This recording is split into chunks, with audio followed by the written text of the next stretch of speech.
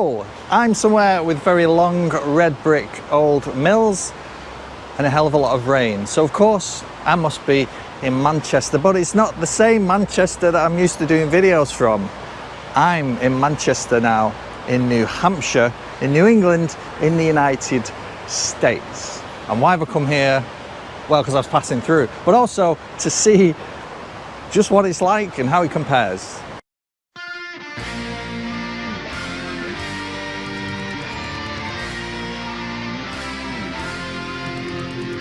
So I recently did a big solo road trip around this corner of North America, and I couldn't not stop in Manchester, New Hampshire to check it out.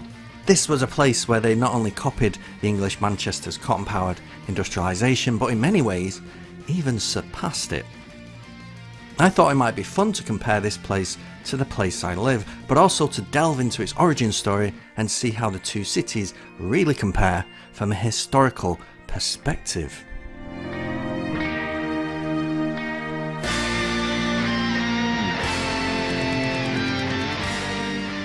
The story of Manchester in New Hampshire is one repeated again and again with large towns and cities across North America. It's a story of immigrants coming to a new land, seeing opportunity and turning that opportunity into a successful settlement town city, and in the case of Manchester, a part of something much bigger altogether. The top end of the world's largest megalopolis by economic output. Today, Manchester is the most populated place in the States, and this is New England, so there's plenty of familiar places nearby that reflect the old world many of those immigrants left behind. There are a handful of other Manchesters across the US even, including one over here by the sea. But this one is different because it looks like the place it's named after. When those pioneering British American colonists were busy establishing and naming settlements after places back home, the name is usually where the familiarity started and ended. Here, well, this could be Manchester, England. To understand why, you've got to look further back in the history of the city than you'd think. Of course, like anywhere in North America, this land was once home to an indigenous people that were first devastated by European diseases, enslavement, and then an unstoppable influx of settler colonialists. These were the Pennacook, loosely related to people we today call the Abenaki. Before colonisation, there were tens of thousands of Abenaki living in this region, covering Vermont, New Hampshire, and up into present-day Canada. The Pennacook were mostly focused on the banks of this river, the Merrimack, where they specialised in farming and especially fishing. Using the features of this wide river to their advantage, many permanent Pennacook settlements were established at falls along the river where fish would get caught in late spring trying to make their way upriver.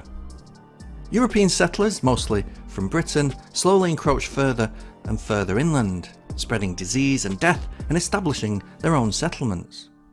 This early map made in 1634 shows this messy coastline full of bays and inlets. Boston is down here, by the way. The river in the middle is the Merrimack. Look along it and you'll find somewhere called Amoskeag. This is the falls that are still there today in Manchester, a short set of rapids that would have trapped many a migrating salmon and made a great place to settle for the locals. In 1722, a white man called John Goffey settled not far from here and built a sawmill. A small town gradually developed named Derryfield, with the river its highway to economic prosperity. It's such a shame it's raining because this is the Merrimack River and it's absolutely beautiful, much better than the Medlock, by the way. And upstream is the Amoskeag Falls, some rapids basically, which forced the early industrialists in Manchester here to build a canal for obvious reasons to get around the falls. So, as we'll see in a minute, Manchester has here a canal street. The rapids here that once provided prosperity for the indigenous people was now proving an actual physical obstacle to trade boats trying to get further inland and deeper into the state. In 1807, a short canal was cut with a system of locks, allowing vessels to avoid the rapids. It would be a turning point in the history of this settlement. So that canal was built in 1807 by a man named Samuel Blodgett, or Blodgett, I'm not sure how you say that, who saw it as a way of getting trade up and down the river here without going near those rapids. And he became such an influence in the town that he encouraged it to change its name to Manchester in honour of Manchester, England, the world's first industrialised town.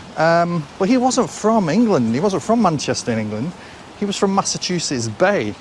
He just liked the idea of this part of the world becoming just as industrialised as Manchester.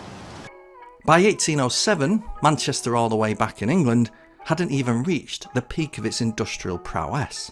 At this point, still well before the advent of the railway age, Manchester over here was still gathering its industrial pace.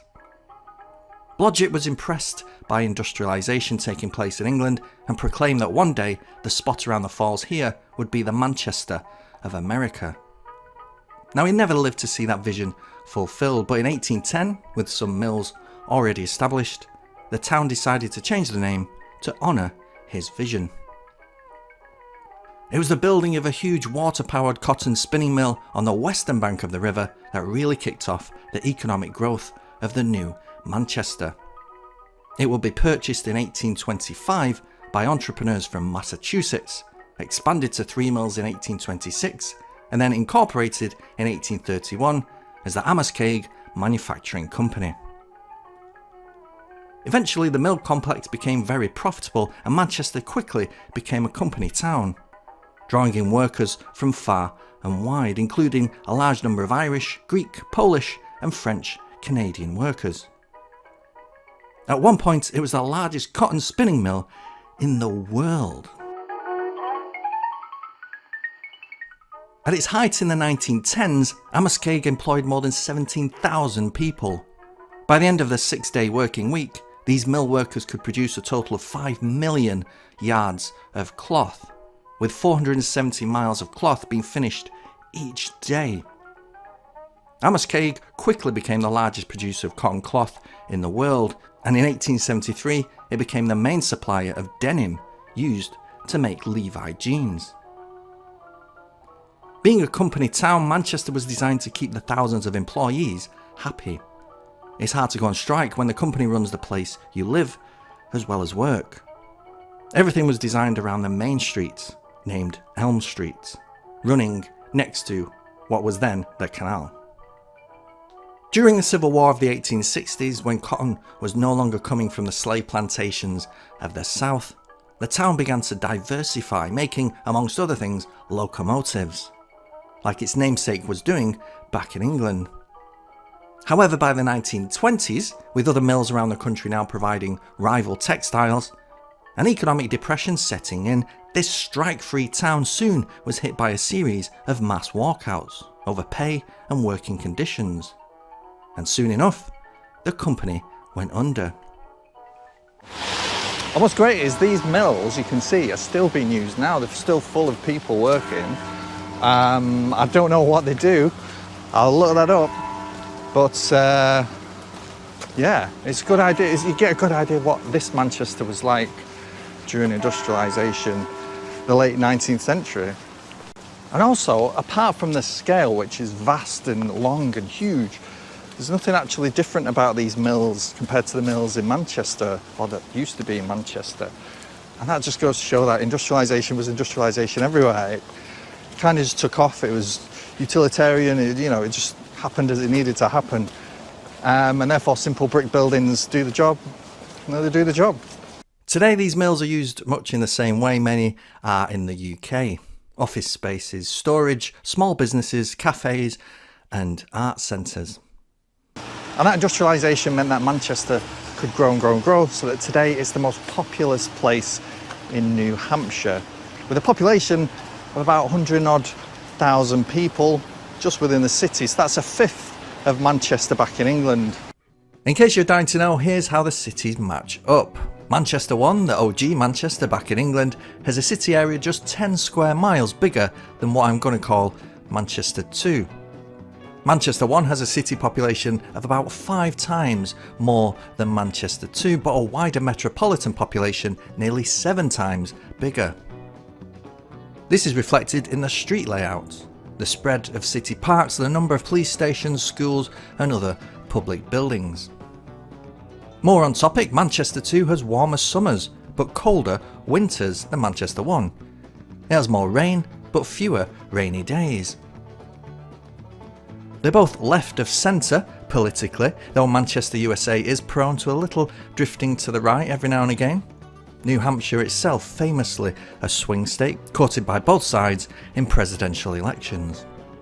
Of course, these comparisons are a bit meaningless because, as we've seen, these cities have completely different backstories and contexts. Manchester 1 has more universities but fewer baseball fields. It has 4 rivers running through it, but none are as grand and majestic as the mighty Merrimack cascading down from the mountains. These two cities are similar but also incredibly different, so in retrospect I guess it was kind of nice to see that you can't depend on a blue sky in either of them. So despite the rain when I visited, I really enjoyed exploring this new Manchester. Elm Street was lively and nearby Hanover Street was nicely lit and very beautiful. I managed to visit the Veterans Memorial Park and then mosey around the housing nearby. On the surface, the similarities between the two cities really starts and ends with the cotton mills. These are otherwise two very different places. But it is really fascinating to see how alike they are, to discover those little coincidences and quirks that tie the two together. How their stories converge around cotton and then diversification. How they learnt to adapt, to rebel and to become focal points for creative freedom. And the industrialness didn't stop there. This is a statue to Ralph Bayer, a German Jewish immigrant who came to the United States to avoid the horrors of the Holocaust. In the 1960s, he invented a brown box, or the brown box as it became known. It was a way of interacting with the TV screen. You select the appropriate programming card, and with the tennis game card in position, on the screen appears the net and 2 squares representing the players. Right, Wimbledon, here we come. You ready, Jen? Play. The brown box evolved into what was the Magnavox Odyssey, the world's first interactive gaming device. In other words, this guy invented the video game. Oof, so much for tennis. But now, if you're a bad loser and feel like shooting your opponent, you can always take to rifle practice. All in all, I really liked my flying visit to Manchester, New Hampshire, and wished I'd spent more than half a day exploring the city. In an ideal world, it would have been fun to explore the mills in further detail. Go to the falls up close, look at the remains of the early town and the wider city away from the downtown.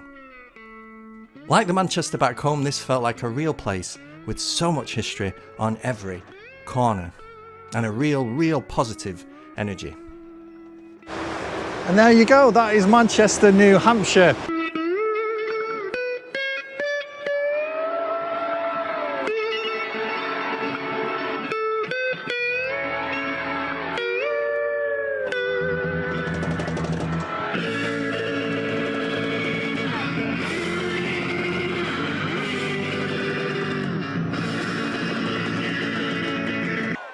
I'm absolutely drenched now, by the way, from head to toe.